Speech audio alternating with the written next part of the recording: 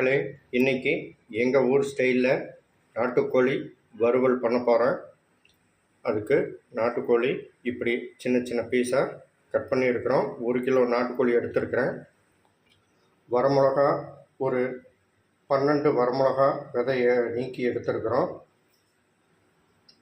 1/4 kilo சின்ன வெங்காயம், இஞ்சி பூண்டு கருவேப்பிலை, மசாலா பொடி, கறி மசாலா பொடி 1 ஸ்பூனு, சிக்கன் மசாலா பொடி 1 ஸ்பூனு, மல்லித்தூள் 1 ஸ்பூனு, சீரகத்தூள் 1 ஸ்பூன், மஞ்சத்தூள் 1 ஸ்பூன். வாங்க இப்போ எப்படி செய்கிறதுன்னு பார்த்துடலாம். இப்போது கடாய் சூடாயிடுச்சு. இப்போது நம்ம எண்ணெய் ஊற்றிக்கலாம். சுத்தமான கடலெண்ணெய் 2 ஸ்பூன் நான் ஊற்றுறேன், 2 கரண்டி.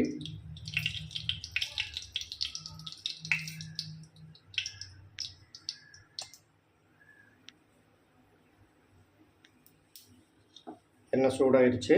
இப்போது நம்ம சின்ன வெங்காயத்தை சேர்த்திக்கலாம்.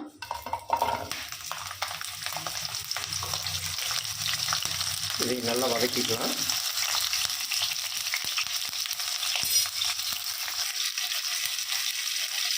சின்ன வெங்காயம் நல்லா வதக்கிடுச்சு. இப்போது இஞ்சி பூண்டு சேர்த்திக்கலாம். இதையும் நல்லா வதக்கிக்கலாம்.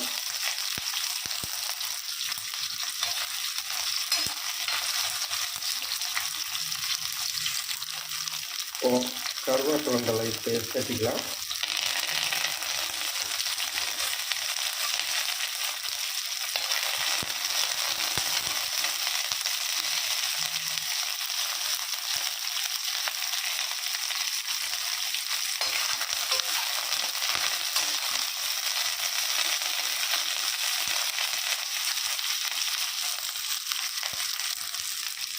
இப்போது விதை எடுத்த 12 வரமிளகாயை சேர்த்துக்கலாம்.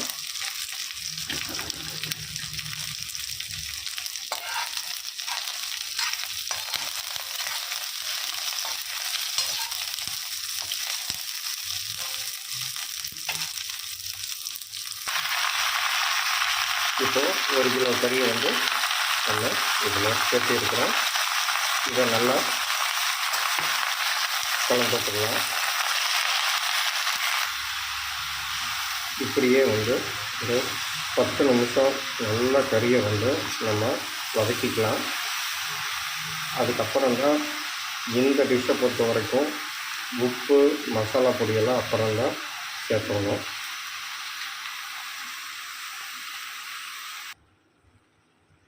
அடுப்பை லோ ஃப்ளேமில் வச்சு இதை இப்படியே வந்து நல்ல தண்ணி சிக்கனில் வர தண்ணி சொல்கிற வரைக்கும் நல்லா வதக்கணும்.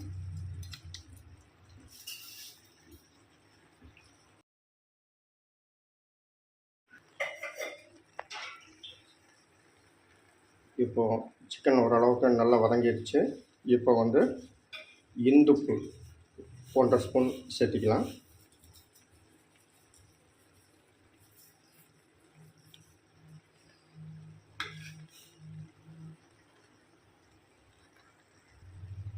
இது கூட கறி மசாலா பொடி, சிக்கன் மசாலா பொடி, மல்லித்தூள், சீரகத்தூள், மஞ்சத்தூள் ஒவ்வொரு ஸ்பூன் எடுத்துருக்கிறேன். இதையும் இது கூட சேர்த்திக்கலாம். நல்லா கலந்துக்கலாம்.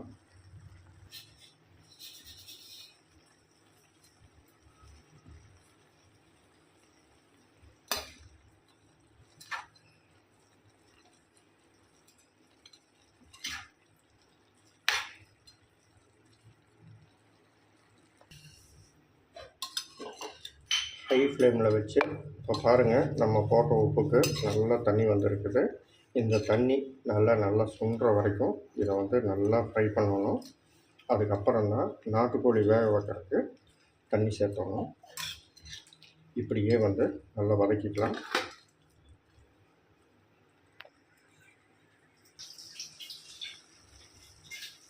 கறி போட்டதுலேருந்து நம்ம தண்ணியாக ஆட் பண்ணல. பாருங்கள் எத்தனை தண்ணி வருதுன்னு. இந்த தண்ணி எல்லாம் வந்து சுத்தமாக ட்ரை ஆகிற வரைக்கும் நம்ம வந்து ஹை ஃப்ளேமில் வச்சு நல்லா வந்து வதக்கணும்.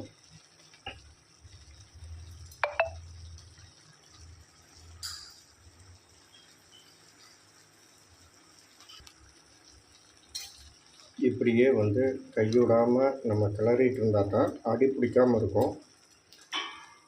இப்போ வந்து நம்ம இதை வந்து குக்கரில் செய்கிறப்போ இதோட டேஸ்ட் வராது. நீங்கள் இது மாதிரி பண்ணி பாருங்கள். கறியிலேருந்து வர்ற தண்ணி சுண்டுற வரைக்கும் நல்லா ட்ரை பண்ணி அதுக்கப்புறம் நம்ம தண்ணி சேர்த்துனா தான் இந்த கறியோட டேஸ்ட் வந்து நல்லா நம்மளுக்கு கறியில் இறங்கும். காரம், உப்பு, இந்த மசாலா பொடியோட டேஸ்ட்டு, வெங்காயம், கருவேப்பிலையோட டேஸ்ட்டு எல்லாம் வந்து அப்படியே இறங்கும்.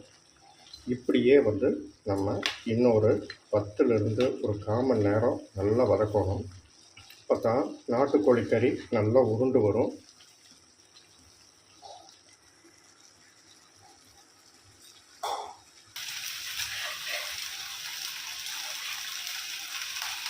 இப்போ கறி ஓரளவுக்கு நல்லா சுத்தமாக தண்ணியெல்லாம் ட்ரை ஆகிடுச்சு. இப்போது கறி வேகிறதுக்கு உண்டான தண்ணியை நம்ம சேர்த்திக்கலாம். கறி முழுகிற வரைக்கும் நம்ம தண்ணி சேர்த்திக்கலாம்.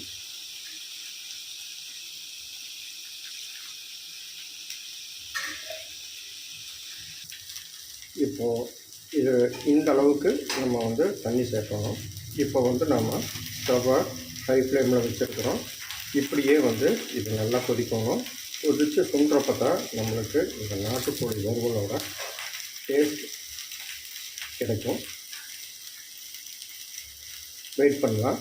இப்படியே வந்து ஒரு 20 நிமிஷம் நம்ம வெயிட் பண்ணலாம். அப்பப்போ நடுவில் கிளறி விடுங்க. அப்போ தான் அடி பிடிக்காமல் இருக்கும்.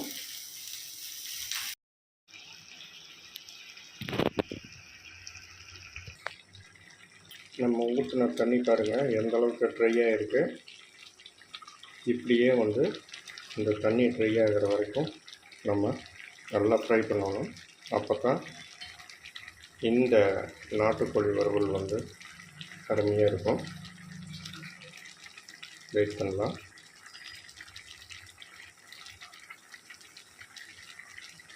இடைவிடாமல் நம்ம இப்படியே கிளறிட்டே இருக்கணும். அப்போ தான் வந்து அடி பிடிக்காமல் இருக்கும். நாட்டுக்கோழியும் வந்து நல்லா கறி நல்லா உருண்டு வரும்.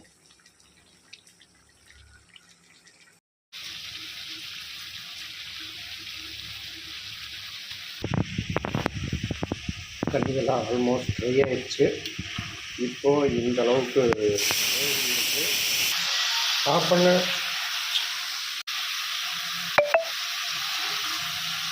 பாருங்கள். இதில் இருக்கிற தண்ணி எல்லாம் சுத்தமாக ட்ரை ஆகிடுச்சு. இப்போது சூப்பரான ஒரு நாட்டுக்கோழி வறுவல் அருமையாக ரெடி ஆகிடுச்சு. இதே மாதிரி நீங்களும் செஞ்சு பாருங்கள். லைக் பண்ணுங்கள், ஷேர் பண்ணுங்கள், கமெண்ட் பண்ணுங்கள். நன்றி, வணக்கம்.